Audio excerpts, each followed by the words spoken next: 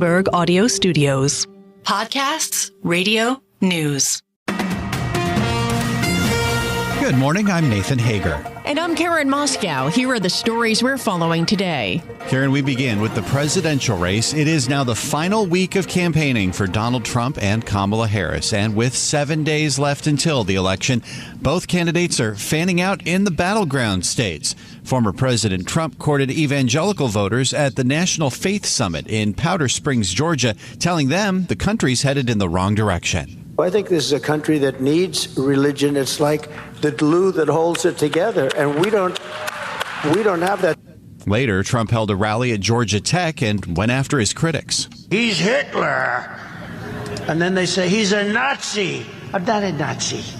I'm the opposite of a Nazi. I don't know. Donald Trump urged his supporters to turn out before early voting ends in Georgia on Friday. Meanwhile, Nathan, Kamala Harris toured a chip plant in Saginaw, Michigan, and seized on the former president's recent anti-immigrant rhetoric. My opponent spends full time talking about just kind of diminishing who we are as America and talking down at people, talking about, I don't know, that we're the garbage can of the world. We're not. The vice president then held a rally in Ann Arbor where she was interrupted by about 30 pro-Palestinian demonstrators. Hey guys, I hear you. On the subject of Gaza, we all want this war to end as soon as possible and get the hostages out, and I will do everything in my power to make it so. Later today, Vice President Harris will make her closing argument from Washington, D.C.'s Ellipse. Her campaign says Harris will make the case that Donald Trump's grievances and ego will crowd out the needs of the American people. Well, Karen, hedge fund billionaire Ken Griffin says markets expect Trump to win. The expectation today is that Donald Trump will win the White House in just a few days. We'll know shortly. And big picture, the reduction in uncertainty is almost always positive for asset prices.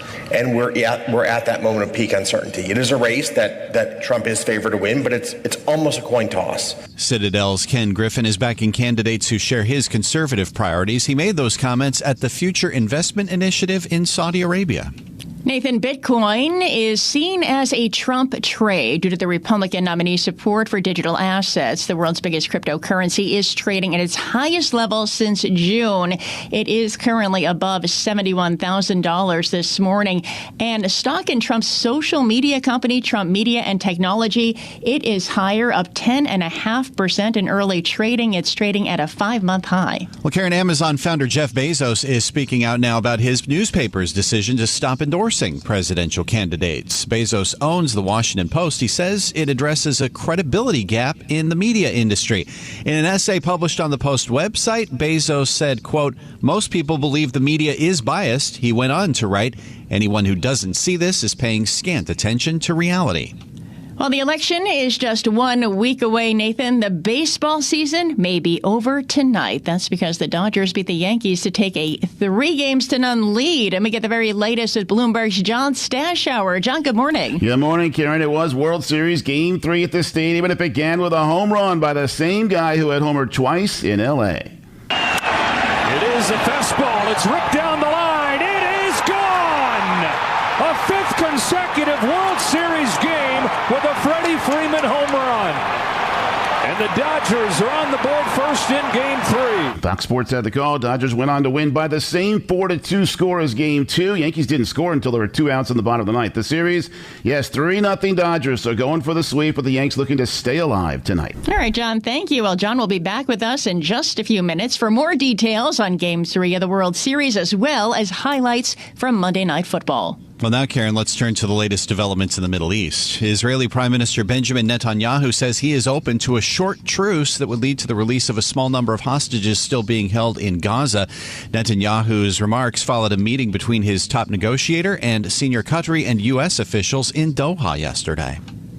The widening conflict in the Middle East, Nathan, has Goldman Sachs CEO David Solomon concerned. Solomon spoke with Bloomberg at the Future Investment Initiative in Riyadh. It's not good for security. It's not good for safety. It's not good for economic growth. And I'm hopeful that leaders both in the region and around the world and important governments around the world will be able to find a path to settle it down as we move forward. But, of course, anytime you have geopolitical uncertainty, that's not good for economic growth and prosperity. Goldman Sachs CEO David Solomon says the Middle East conflict has not had a significant impact on business yet. He also talked about the strength of the U.S. economy. He says he sees a soft landing. Turning to earnings now, Karen, it's a very busy day. Almost 40 companies in the S&P 500 are reporting, and we hear from one of the Magnificent Seven today, Google parent Alphabet. Let's get a preview now from Bloomberg's Tom Busby. Alphabet expected to show strong revenue and profit growth thanks to its cloud computing division and from ads on its Google Internet search business. Investors will also be looking for the latest monetization efforts for Gemini, Alphabet's generative AI program.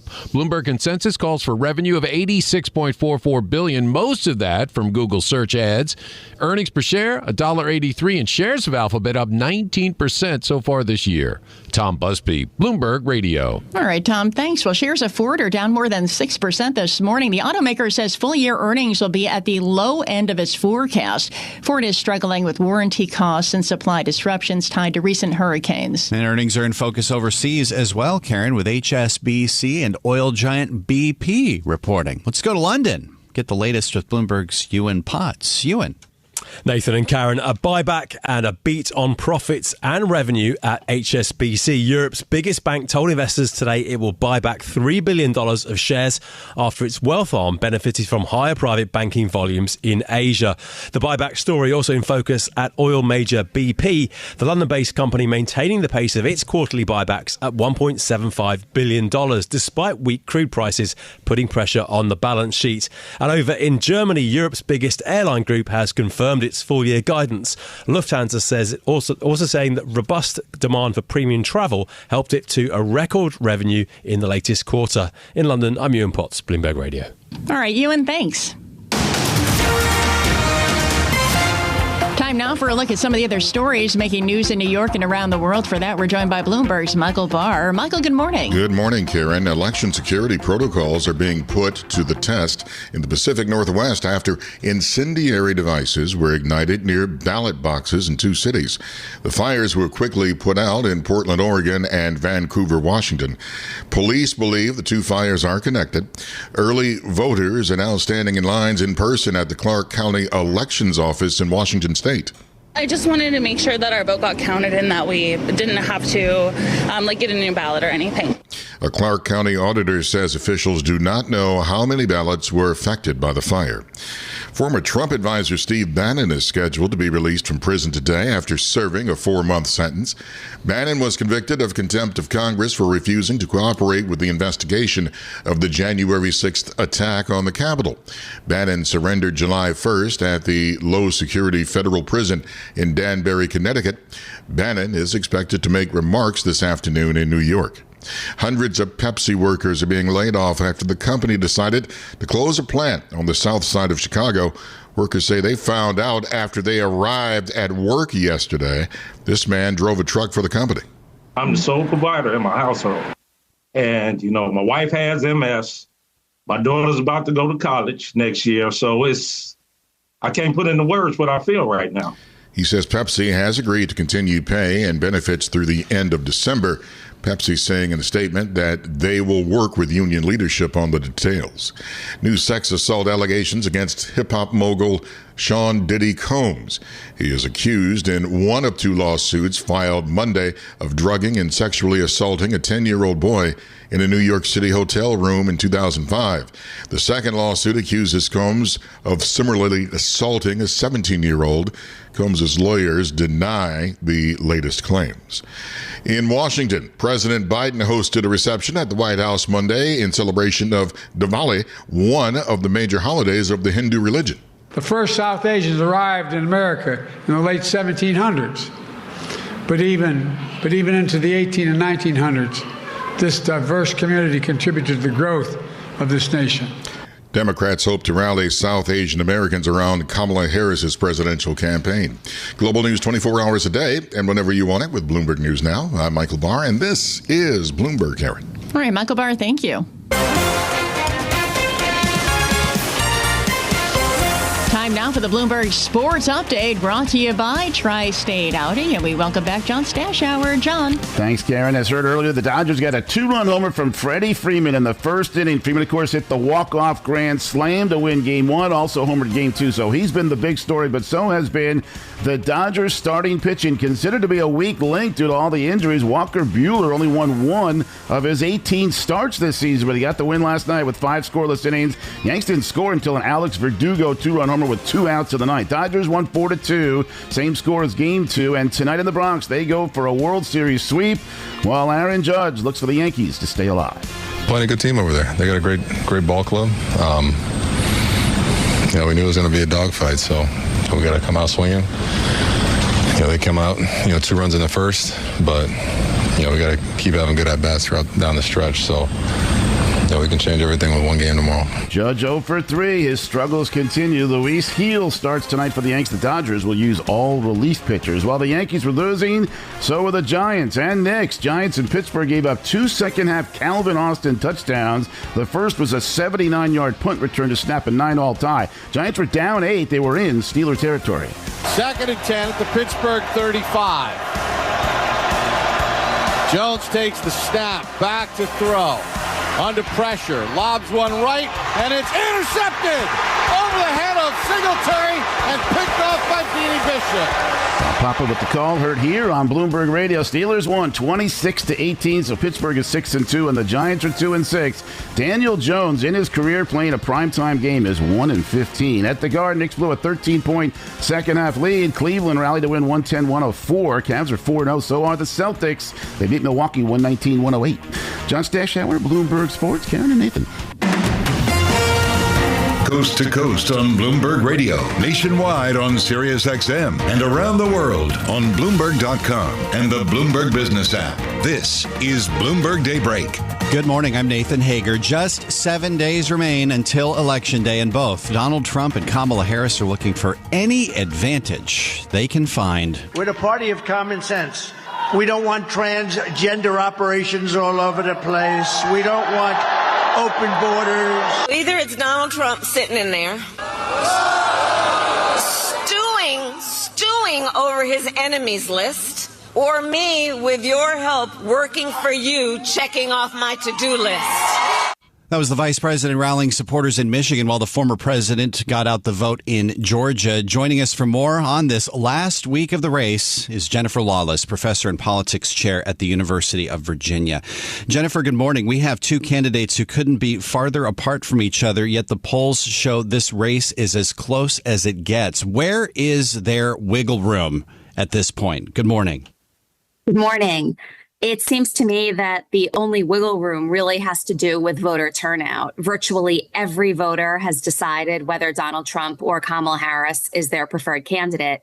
And the goal for each campaign is now making sure that they get their people out to the polls. That raises the question about whether former President Trump's strategy of really trying to shore up his base in these final days is the right one. While we're seeing Kamala Harris kind of do the same in the battleground states. How do you see the strategies playing out right now? The problem for the Trump campaign in terms of that strategy is that he runs the risk of alienating any voter who was on the fence about whether or not to turn out. And Puerto Rican voters in particular have potentially been turned off based on the Madison Square Garden rally. And in Pennsylvania, when you have several 100,000 Puerto Rican voters, that's not a position you want to be in. So both campaigns need to be really, really careful over these final 7 days. We've seen Vice President Harris try to capitalize on some of those comments at the Madison Square Garden rally over the weekend. Do you expect that to be part of this closing argument that the vice president is planning to make back at the Ellipse, where former President Trump spoke on January 6, 2021, later on this afternoon?